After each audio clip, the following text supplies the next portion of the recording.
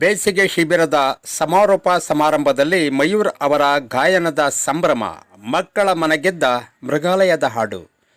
ಗುಂಡ್ಲುಪೇಟೆ ಪಟ್ಟಣದ ಊಟಿ ರಸ್ತೆಯಲ್ಲಿರುವ ಸರ್ಕಾರಿ ಉನ್ನತೀಕರಿಸಿದ ಶಾಲೆಯ ಬೇಸಿಗೆ ಶಿಬಿರದ ಸಮಾರೋಪ ಸಮಾರಂಭವು ಕೇವಲ ಒಂದು ಕಾರ್ಯಕ್ರಮವಾಗಿ ಉಳಿಯದೆ ಕಲಾ ಸಂಭ್ರಮದ ಸಾಂಸ್ಕೃತಿಕ ಹಬ್ಬವಾಗಿ ಮಾರ್ಪಟ್ಟಿತು.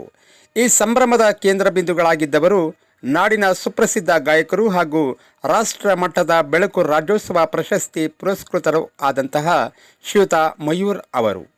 ಕಾರ್ಯಕ್ರಮದಲ್ಲಿ ಮುಖ್ಯ ಅತಿಥಿಗಳಾಗಿ ಭಾಗವಹಿಸಿದ ಪ್ರಸಿದ್ಧ ಗಾಯಕರು ಹಾಗೂ ಕೆಬಿ ಇಂಜಿನಿಯರ್ ಹಾಗೂ ಸೆಸ್ಕ್ನ ಸಾಂಸ್ಕೃತಿಕ ಕಲಾ ವೇದಿಕೆಯ ಜಿಲ್ಲಾ ಅಧ್ಯಕ್ಷರು ಹಾಗೂ ರಾಷ್ಟ್ರ ಮಟ್ಟದ ಬೆಳಕು ರಾಜ್ಯೋತ್ಸವ ಪ್ರಶಸ್ತಿ ಪುರಸ್ಕೃತರು ಆದಂತಹ ಶ್ರೀ ವಿ ಮಯೂರ್ ಅವರನ್ನು ಕಂಡೊಡನೆ ಮಕ್ಕಳಲ್ಲಿ ಎಲ್ಲಿಲ್ಲದ ಉತ್ಸಾಹ, ಮಕ್ಕಳ ಪ್ರೀತಿಯ ಆಗ್ರಹಕ್ಕೆ ಮಣಿದು ಮಯೂರ್ ಅವರು ಹಾಡಲು ಮುಂದಾದಾಗ ಇಡೀ ಶಾಲೆ ಸ್ತಬ್ಧವಾಯಿತು.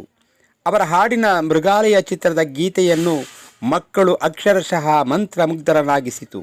ಕೇವಲ ಹಾಡಷ್ಟೇ ಅಲ್ಲದೆ ತಮ್ಮ ಗಾಯನದ ಶೈಲಿ ಮತ್ತು ಅಭಿನಯದ ಮೂಲಕ ಮಕ್ಕಳನ್ನು ರಂಜಿಸಿದರು. ಅವರಲ್ಲಿ ಸಾಂಸ್ಕೃತಿಕ ಶಕ್ತಿ ಪ್ರೇರಣೆಯಾಗಿ ತುಂಬಿತು. ದೈಹಿಕ ಶಿಕ್ಷಕರಾದ ಸಿದ್ಶೆಟ್ಟಿ ಅವರು ಕೂಡ ಮಾತನಾಡಿ, ಮಯೂರ್ ಅವರ ಗಾಯನದಲ್ಲಿ ಒಂದು ಅದ್ಭುತ ಶಕ್ತಿ ಇದೆ. ಅವರು ಕೇವಲ ಗಾಯಕರಲ್ಲ, ಮಕ್ಕಳನ್ನು ತಮ್ಮ ಕಲೆಯ ಮೂಲಕ ಹೇಗೆ ತಲುಪಬೇಕು ಎಂದು ತಿಳಿಸಿದರು. ಮುಖ್ಯೋಪಾಧ್ಯಾಯರಾದಂತಹ ಸಿದ್ಧಾರ್ಥ್ ಅವರು ಕೂಡ ಮಾತನಾಡಿ, ನಮ್ಮ ಶಾಲೆಯ ಮಕ್ಕಳಿಗೆ ಇಂತಹ ರಾಷ್ಟ್ರ ಮಟ್ಟದ ಸಾಧಕರ ದರ್ಶನ ಮತ್ತು ಗಾಯನ ಕೇಳುವ ಭಾಗ್ಯ ಸಿಕ್ಕಿದ್ದು ಸಂತೋಷದ ವಿಷಯ. ಅವರ ಹಾಡು ಶಿಬಿರದ ಸಮಾರೋಪ ಸಮಾರಂಭಕ್ಕೆ ಕಳೆ ತಂದಿತು ಎಂದರು. ಪತ್ರಕರ್ತರಾದಂತಹ ಮಲ್ಲೇಶ್ ಅವರು ಕೂಡ ಮಾತನಾಡಿ, ವೃತ್ತಿಯಲ್ಲಿ ಇಂಜಿನಿಯರ್ ಆಗಿದ್ದರೂ ಪ್ರವೃತ್ತಿಯಲ್ಲಿ ಕಲೆಯನ್ನು ಉಸಿರಾಗಿಸಿಕೊಂಡಿರುವ ಮಯೂರ್ ಅವರು ನಮ್ಮ ಜಿಲ್ಲೆಯ ಹೆಮ್ಮೆ. ಅವರ ಸಾಧನೆ ಇಂದಿನ ಮಕ್ಕಳಿಗೆ ಮಾದರಿ ಎಂದರು.